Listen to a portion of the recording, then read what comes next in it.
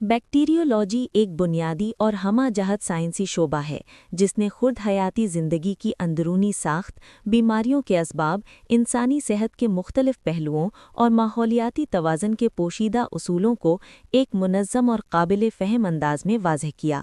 اور انسان کو ایک ایسے غیر مرئی مگر مؤثر جہان سے روشناس کرایا جو صدیوں تک براہ راست مشاہدے سے اوجھل رہا۔ بیکٹیریولوجی کی باقاعدہ اور سائنسی بنیاد 17ویں صدی میں اس وقت پڑی جب ہالینڈ کے معروف سائنسدان اینٹونی فون لیون ہک نے اپنے ہاتھ سے تیار کردہ سادہ مگر طاقتور خوردبین کے ذریعے پہلی مرتبہ نہایت باریک جانداروں کا مشاہدہ کیا، جنہیں انہوں نے اینیمیلوکیولز کا نام دیا۔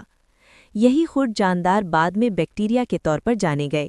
ان مشاہدات کو 1677 میں philosophical transactions of the Royal society میں شائع کیا گیا، جس کے نتیجے میں انسان نے پہلی بار خرد عالم کو براہ راست دیکھنے اور سائنسی انداز میں سمجھنے کا تجربہ حاصل کیا۔ 19ویں صدی میں لوئی پاسچر اور رابرٹ کوچ نے اس علم کو تجرباتی شواہد اور منظم اصولوں کے ذریعے مضبوط بنیادیں فراہم کیں۔ پاسچر نے پیرس میں کیے گئے سائنسی تجربات سے یہ ثابت کیا کہ خمیر سازی جیسے حیاتیاتی عمل مخصوص خود جانداروں کی موجودگی سے وابستہ ہوتے ہیں، اور اس طرح خود بخود پیدائش کے نظریے کو منطقی دلائل کے ساتھ رد کر دیا۔ اسی طرح رابرٹ کوچ نے اپنے معروف اصول مرتب کیے جن کی مدد سے یہ واضح کیا گیا کہ ہر متعدی بیماری کا تعلق کسی مخصوص جرثومے میں سے ہوتا ہے، جیسے اینتھریکس، اور تب دق کے اسباب کی سائنسی شناخت۔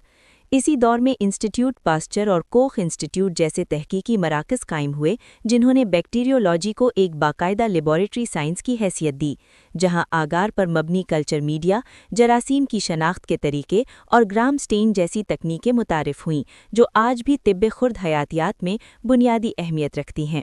جدید دور میں ویلکم سانگر انسٹیٹیوٹ، براؤڈ انسٹیٹیوٹ اور میکس پلانک انسٹیٹیوٹ جیسے عالمی تحقیقی ادارے جینومکس اور بائیو انفارمیٹکس کے ذریعے بیکٹیریا کے ارتقائی تاریخ، جینیاتی تنوع، مزاحمتی خصوصیات اور میزبان و جرثومہ کے باہمی تعلقات پر گہرائی سے تحقیق کر رہی ہیں۔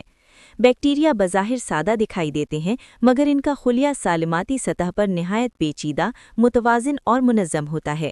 ان کی خلیاتی دیوار شناخت، تحفظ اور مدافعتی تعاملات میں مرکزی کردار ادا کرتی ہے۔